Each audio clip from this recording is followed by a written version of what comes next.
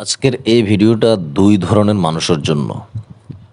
প্রথম, যারা জীবনে অনেক গুনাহ করে ফেলেছেন তারা কি আমল করবেন, এবং দ্বিতীয় নাম্বার হচ্ছে যারা মনে করেন আমি কোনো গুনাহ করে ফেলেছি এই মুহূর্তে, অথবা গুনাহ করার পর আপনার মনে পড়ে যে আমি এখন একটা গুনাহ করে ফেলেছি, তার জন্য আমি কি আমল করব।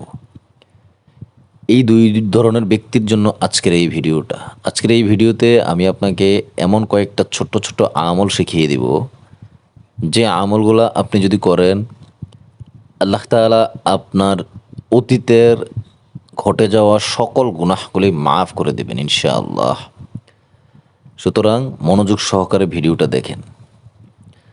দেখেন, এখন আপনাকে যদি আমি একটা প্রশ্ন করি যে আপনার জীবনে এমন কি কখনো সময় এসেছে যখন আপনি মনে মনে বলতেছেন, ইয়া আল্লাহ, আমি তো অনেক পাপ করে ফেলেছি, এখন আমি কি করব। ধরেন এমনও হতে পারে হয়তো আপনি রাতে অথবা দিনের বেলায় এমন কোনো হারাম কিছু দেখেছেন অথবা করেছেন, অথবা ধরেন আপনি নামাজ ছেড়েছেন বা নামাজ আপনি পড়েন না, বা ধরেন কারো মনে কষ্ট দিয়েছেন, সেটা যেই ধরনের গুনাহই হোক না কেন, তার জন্য আপনি কি আমল করবেন। প্রথম কাজ হচ্ছে আপনার তওবা করা। কিভাবে, কেন তওবা করবেন? সূরা আল বাকারার 222 নম্বর আয়াতে এই ব্যাপারে আল্লাহ তাআলা বলেন, নিশ্চয়ই আল্লাহ তাআলা তাদের ভালোবাসেন যারা তওবা করে এবং যারা পবিত্র থাকে। তার প্রথম কাজ আপনার তওবা করা, আর এই তওবার মাধ্যমেই হচ্ছে আপনার গুনাহ মোচনের প্রধান মাধ্যম। গুনাহ যদি হয়ে যায় আপনি বুঝতেছেন, সাথে সাথেই আপনার প্রথম কাজ হচ্ছে তওবা করে ফেলবেন, এবং আল্লাহ তাআলার কাছে আপনার এই গুনাহের কারণে অনুতপ্ত হবেন, ভুল স্বীকার করবেন, এবং ভবিষ্যতে আর না করার, মানে একই গুনাহ না করার প্রতিজ্ঞা করতে হবে।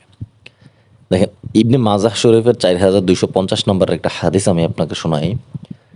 রাসূল সাল্লাল্লাহু আলাইহি সাল্লাম বলেন, যে তওবা করে সে যেন কোনো পাপই করেনি। সুবহানাল্লাহ। অর্থাৎ তওবার গুরুত্ব কিন্তু অনেক বেশি।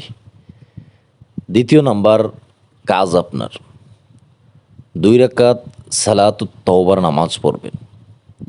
ধরেন পাপ হয়ে গেছে, তারপর আপনি অজু করবেন, পবিত্র হবেন, 2 রাকাত নফল নামাজ পড়বেন, আর আল্লাহ তাআলার কাছে ক্ষমা চেয়ে নেবেন। এ হাদিসে এসেছে, কোনো বান্দা যখন গুনাহ করে এরপর অজু করে 2 রাকাত নামাজ পড়ে এবং আল্লাহর কাছে ক্ষমা চায়, আল্লাহ তাআলা তাকে ক্ষমা করে দেন। আবু দাউদ শরীফের 1521 নম্বর হাদিস। এটা কোনো নির্দিষ্ট সময় নেই এই সালাতুত তওবা নামাজের, আপনি যখন মন চায় ঠিক তখনই পড়তে পারবেন। তবে আমি আপনাকে বলবো, আপনি যদি পারেন রাতের বেলা নীরব স্থানে, নীরব পরিবেশে এই নামাজ আদায় করবেন, চোখে পানি চলে আসবে ইনশাআল্লাহ। আপনি যদি অন্তর থেকে যদি ফিল করতে পারেন আর চোখ দিয়ে যদি 2 ফোঁটা পানি ফালাইতে পারেন, অবশ্যই আল্লাহ তাআলা আপনার যেই কোনো গুনাহই হোক না কেন তা ক্ষমা করে দিবেন। তৃতীয় নাম্বার কাজ আপনার, যেটা খুবই গুরুত্বপূর্ণ কাজ, সেটা হচ্ছে যেই গুনাহটা আপনি করেছেন অথবা যেই গুনাহগুলি আপনি করে এসেছেন, ওই গুনাহগুলোর রাস্তা বন্ধ করতে হবে। কিভাবে? ধরেন আপনি গান শুনে আসছেন, অথবা আপনি সিনেমা দেখেছেন, অথবা আপনি হারাম কাজ করেছেন। এগুলোর জন্য আপনার ভবিষ্যতে যেন না করেন ওইরকমভাবে শক্ত প্রতিজ্ঞা করতে হবে। প্রয়োজনে যেই সব ডিভাইস রয়েছে, ধরেন আপনি মিউজিক শোনেন, কেন আপনার মোবাইলের মধ্যে ওই গানটা সংরক্ষণ রয়েছে, আপনি ওগুলো মুছে ফেলুন, আপনি আপনার ব্রাউজার ক্লিয়ার করে ফেলুন। আপনি বুঝতেছেন যে এই পরিবেশে গেলে আমার গুনাহ হয়ে যায়, আপনি ওই পরিবেশ ত্যাগ করুন।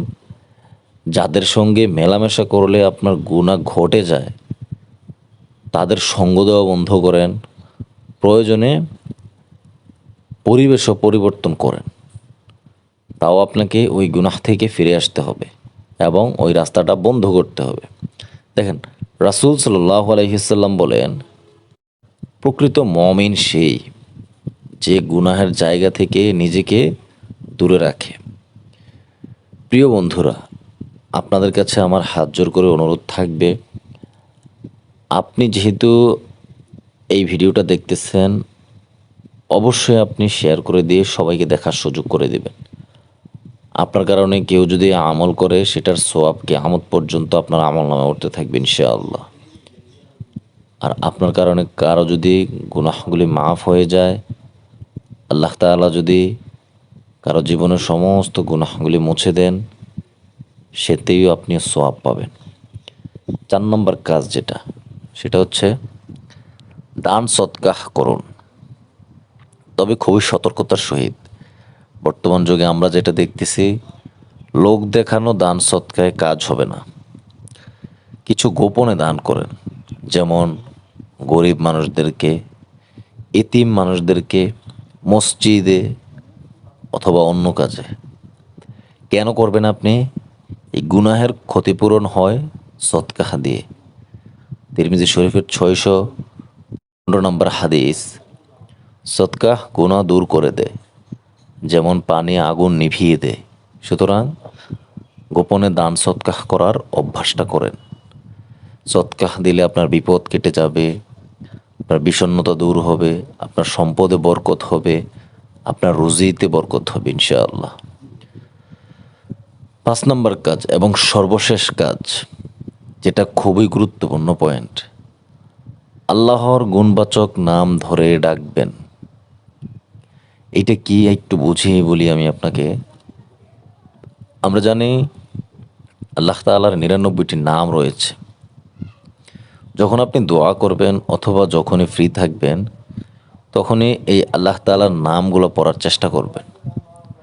দোয়ার শুরুতে আল্লাহ তাআলার ৯৯টি নামের মধ্যে থেকে দোয়া শুরু করার চেষ্টা করবেন, যেমন ইয়া গফফার, ইয়া রহিম, আমার এই গুনাহটা মাফ করে দিন, অথবা আমার জীবনের সকল গুনাহগুলি আপনি মাফ করে দিন, অথবা আমার বাবা মার জীবনের সমস্ত গুনাহগুলি মাফ করে দিন। এইভাবে শুরু করবেন। কেন শুরু করবেন? সূরা আরাফের ১৮০ নম্বর আয়াতে আল্লাহ তাআলা বলেন, আমার নামসমূহ দ্বারা আমাকে ডাকো। সুতরাং এই আয়াতটা একটু বিশ্বাস করেন, এই আয়াতটা একটু মনে রাখার চেষ্টা করেন এবং এইভাবে আমল করেন। আল্লাহ তাআলা আমাদের সমস্ত গুনাহগুলি মাফ করে দিয়ে মৃত্যুর পরে আমাদের সকলের কবরকে জান্নাত দান করুক, আমিন।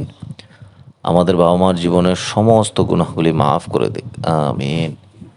প্রিয় বন্ধুরা, আজকে থেকেই এই আমলগুলো শুরু করেন।